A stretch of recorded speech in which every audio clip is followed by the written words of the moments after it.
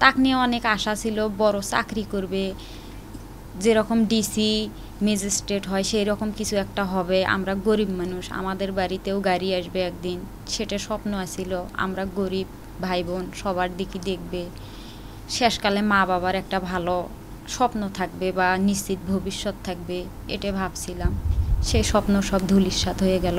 উনি আশ্বাস দিছে যে তোমার ভাই যারা মারছে এটা ভালোভাবে যাচাই বাছাই করেই আমরা এটার সঠিক তদন্ত করেই তারও বিচার করব, এই আশ্বাস দিছি।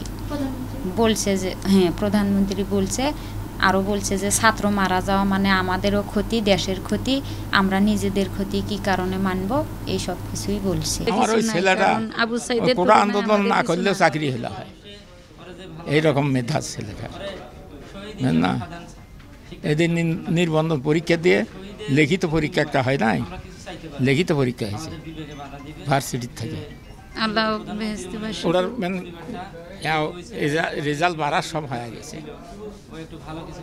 এখন তো চাকরি ডিপার্টমেন্ট পাইলেও আর চাকরি করবার লোক আছে। এখন আমার ছেলে তো মারা গেছে।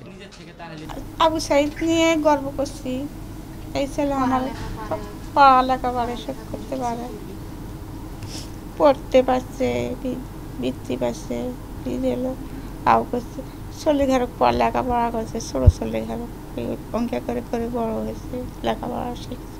শহীদ ভাইয়ের মৃত্যুর বিনিময়ে আমরা কোনো কিছু এভাবে চাইতে পারব না। এবং প্রধানমন্ত্রী যদি ভালো মনে করে, যদি কিছু যদি আমাদের জন্য চাকরির ব্যবস্থা বা কোনো কিছু যদি করে দেয়, তাহলে ভালো হয়।